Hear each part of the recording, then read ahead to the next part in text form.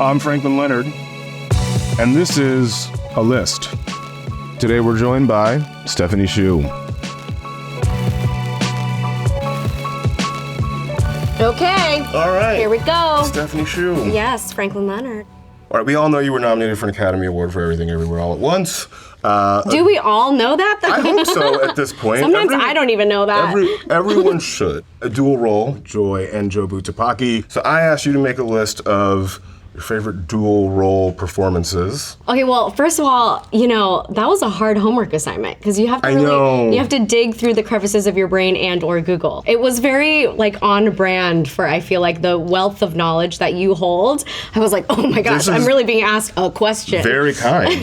But you gotta give us the answer. Okay, so Mike Myers. Okay. Mike Myers in all of the Austin Powers, all the roles that he... The trilogy. Yes, the trilogy. I haven't seen the movies in a while. I do wonder how they would play now.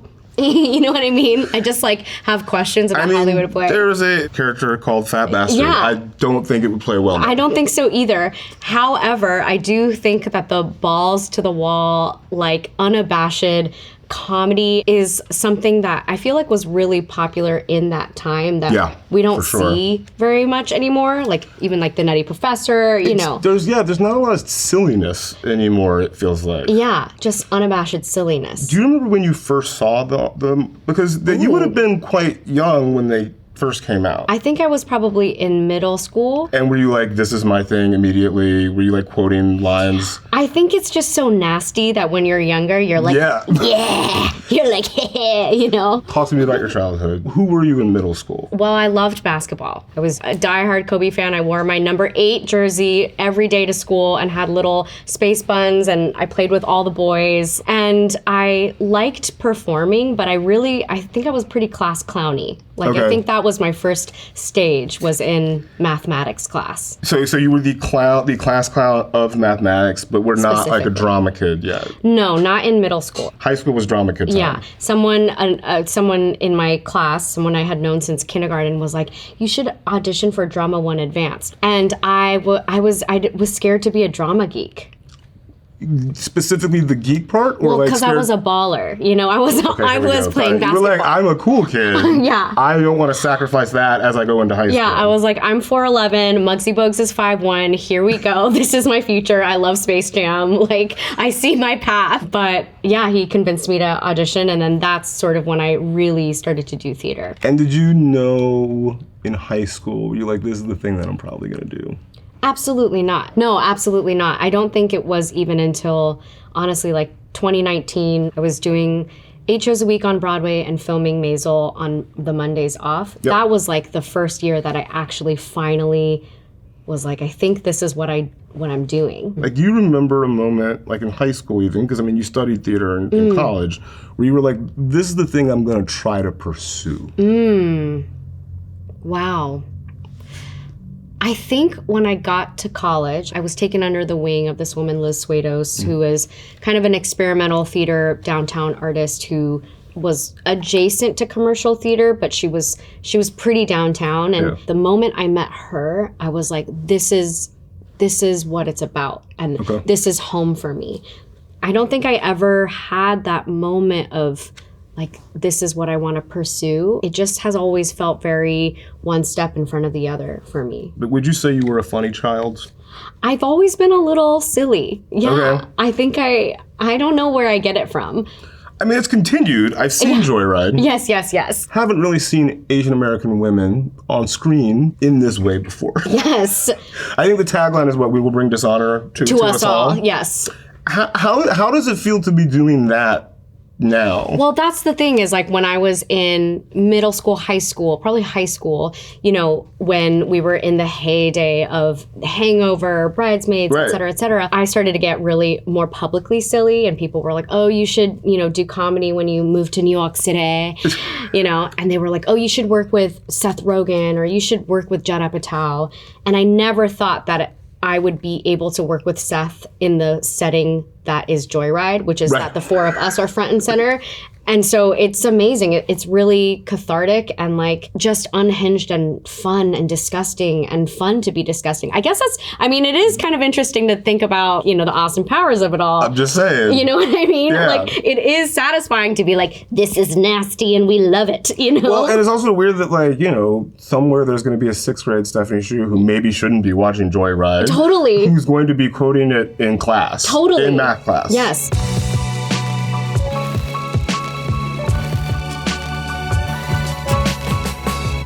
Let's jump to the second performance, Okay. which is Teddy Perkins. such a great Ye answer. old Teddy Perkins, Donald Glover in Atlanta. I thought this might be a cheat when I first read it, and then I rewatched the episode, and Donald does appear in the episode as Ern, so Yes. it qualifies. Why this one? I just think purely on craft alone, Yeah, like bananas. it's bananas. He just completely disappears. Teddy Perkins is a different human being. What is this place, man? It's a gift shop. I designed it myself to feel like a trophy room, more on the motif of the museum.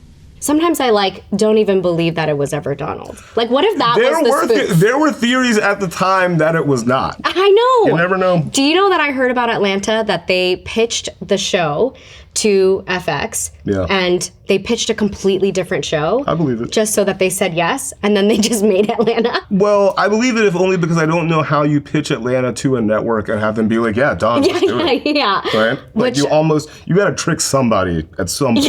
Yeah. But I love that episode so much. And with all of Donald's work, I think that there's such an incredible towing the line of complete hilarity, horror, and also like social, political take and impact.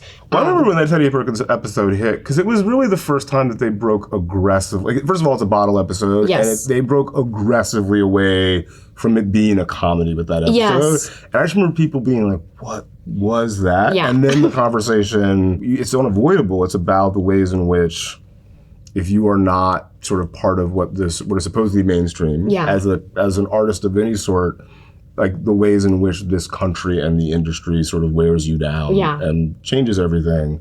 I was just curious the extent to which that resonated for you. I mean, you've said basically that you'd rather not be talking about race all the time, but you also can't stop talking about it. I mean, Teddy Perkins is a prime example of like how nuanced and how difficult it is even to talk about that episode amongst us. It's delicate and you have to handle it with a lot of care. And also I think why I love Teddy Perkins as a character, why I love that episode is because it sort of kind of turns a lot of tropes on its head, right? And like what Donald does in just doing that with Teddy is so startling, uncomfortable, feels important, feels like a certain kind of reclaiming, but also not in a way that's empowering. And like seeing someone who was so in the limelight and clearly that started to create harm to him and how race is a part of that, but maybe not really talked about. I'm just curious how you've thought, as you now are sort of in this industry full time, where does the weight come from that you have to navigate? Like, because it's there, it's inescapable for everybody. And I'm just curious how it manifests for you. Something I've been thinking a lot about is the age-old tale of like, if you want to change the world, you have to change yourself, right? And I'm trying to practice getting my mind right. That's what I call it. Like everything that I've ever been taught by my parents, by school, by society, that tells me that I am lesser than, even if I believe otherwise, inside of me, I still have cobwebs of that memory.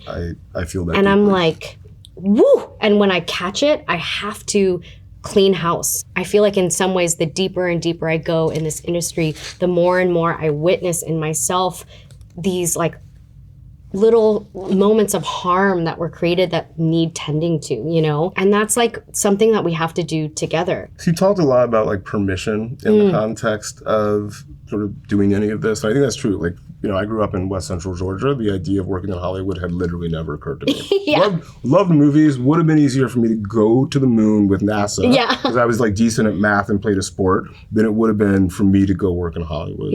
And, you know, you talked also a lot about like experimental theater and how you felt at home there and that you could sort of do a lot of different things that you couldn't do in Hollywood. And I'm curious, to what extent do you think part of that was that felt like the ceiling for someone like you. Like if you had known that you could do everything everywhere, would you have focused on experimental theater? Or would have been like, oh, you can make movies like that in Hollywood. Let's go do that. I probably would have been like, I want to go to film school. You know what I mean? Oh, interesting. I think that this house was not built by us or for us. So I'll leave it at that, you know? And so, you know, like I think, I'm like, I'll leave it at that. Let me keep going.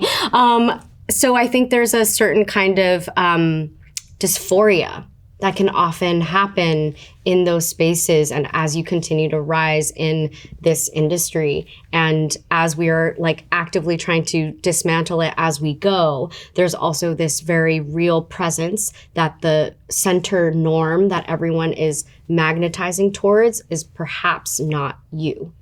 Yeah. And maybe also bad for business. Fair.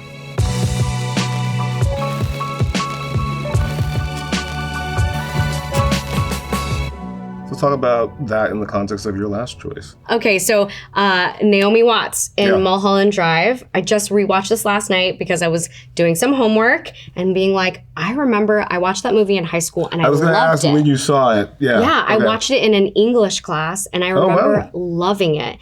And then when I was reflecting on what I would want to talk about with the dual roles, I was like, what was that movie even about? You know, I was like, I don't remember. So, but also this is the thing. David Lynch won't even answer that question. No.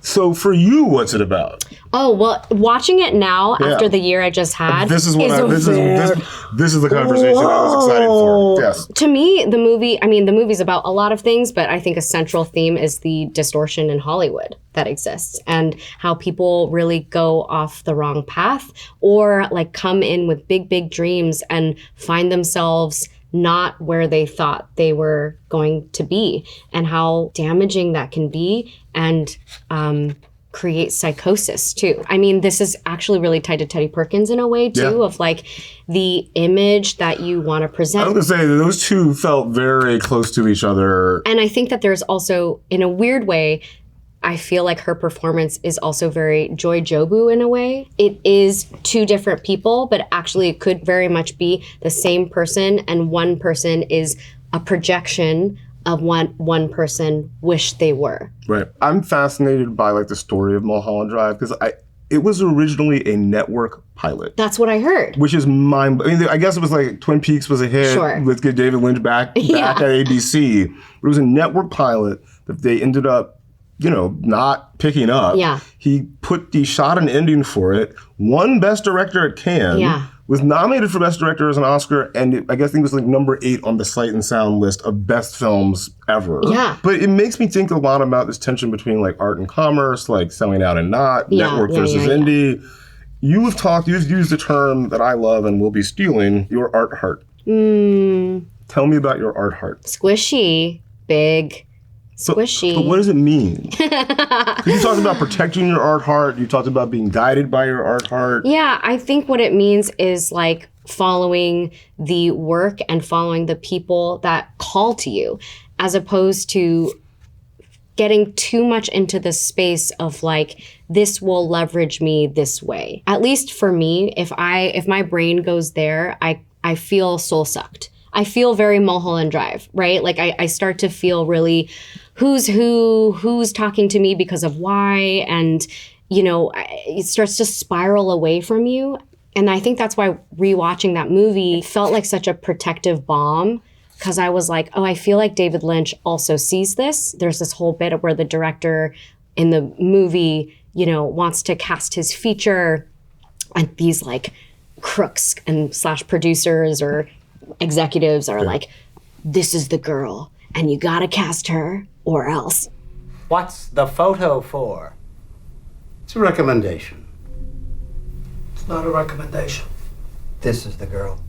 Things do happen behind closed doors that are not far from that. And so if you allow yourself to get too swept up into climbing that, like I just feel like it's an impossible climb. It's such a high, high, low, low, low, low, low, low, low, low, low, low, So I think for me, my art heart is just like the things that feel inspiring, that feel challenging for the right reasons. And my thing is always, if I'm going to do it, at least if it goes badly, I need to know that I've done it for the right reasons. If that makes any sense. Because, like, you never know for sure.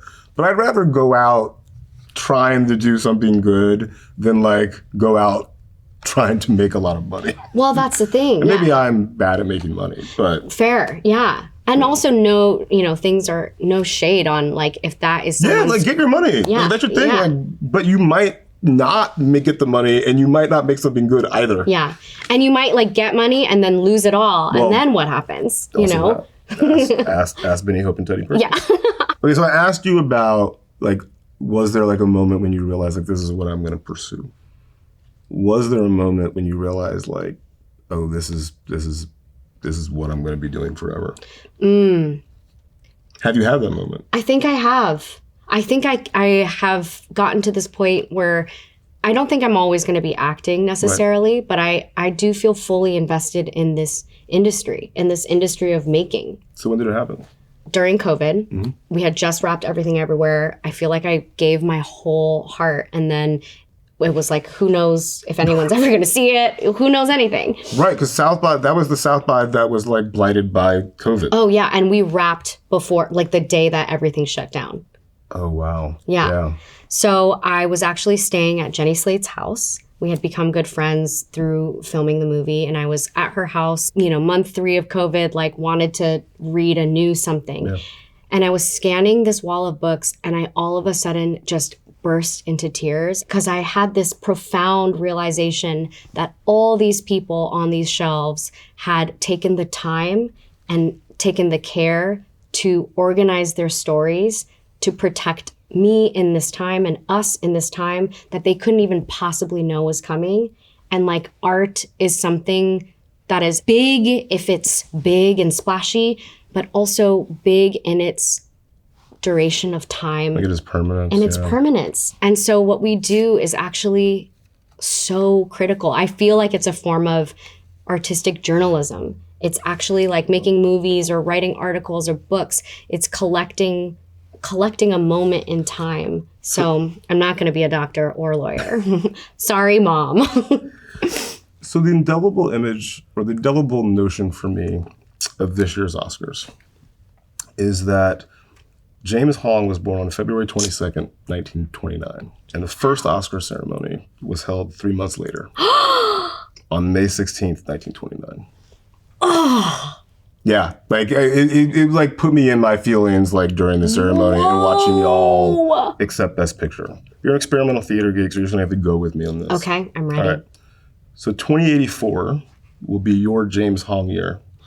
Your 94th year. We're going to assume that you're back at the Oscars. Okay, sure. Accepting a Best Picture Academy Award. Maybe as producer, maybe as a director, maybe as an actor. I don't know. Oh. I'm not going to ask you what movie it's for. What kinds of films do you hope to be nominated against? Against? Yeah.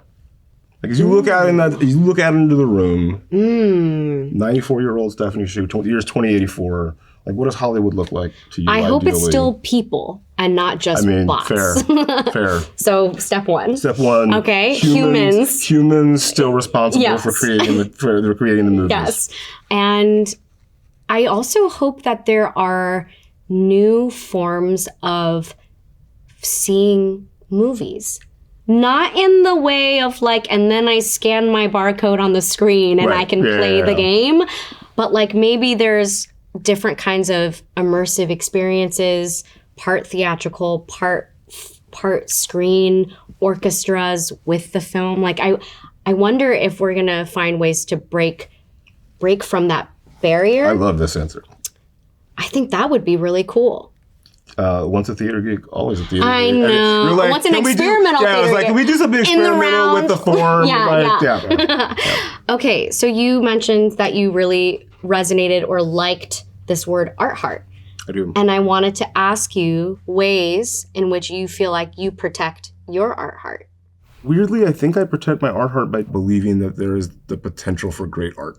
And even if I'm not the one making it, doing some work to contribute to increasing the likelihood that it might exist feels like I'm protecting that part of me that needs it to exist. So that's one. And then I just think, this is a weird one, but just rest. Like, I just think fundamentally, That stuff is exhausting. So I think just being able to like, you know, chill. Yeah. Like watch TV, for me it's like watching soccer, playing with my dog, but like literally just resting and not doing anything. I love that. And I feel like what you do too is such a wellspring of hope, just like this deep belief and this deep desire to push the medium forward. And that is a physical and like literal act of labor. Yeah, like making art is an act of hope, fundamentally. And I think also like being a hype man for art is an act of hope. Yeah. Like, hey everybody, this is really good. You should see it too. Yeah. Like that is an act of optimism in that more people will see it, which will mean that more things like it get made, et cetera, et cetera. So. Thanks Yeah. for sharing. That wasn't that bad. I loved those answers. I'm so happy I asked. Like, okay, so Austin Powers, comedy, Teddy Perkins, comedy, horror, unclear, both, Yeah. all. And then Mulholland Drive, which I mean, probably not a comedy, but like, but very much like a horror in the same way that Teddy Perkins is a horror as I think about it. Yeah, I think there's like a certain theme that I feel gravitated towards. I think what I love about dual roles and specifically ones that are so far in a genre space is that there is such a deep commitment. Like you can tell in every single one of those actors' performance that they know the choice that they're making and they're taking it there and they're not afraid to go as far as they need to go in order to make it happen. Yeah. And that to me is like, wow, so astounding and like you can see an artist really committing to a vision that they have. And that feels really exciting to me. Beautifully said. Well, Stephanie, thank you for being on A List. Thanks for having me. And also thank you for wearing like an amazing like vest, jacket, dress thing. What is it? Who am I? It's very asymmetrical and awesome. Thank you. I'm a big fan. Dig your sneakers Thank deeply. you. Thank you very much.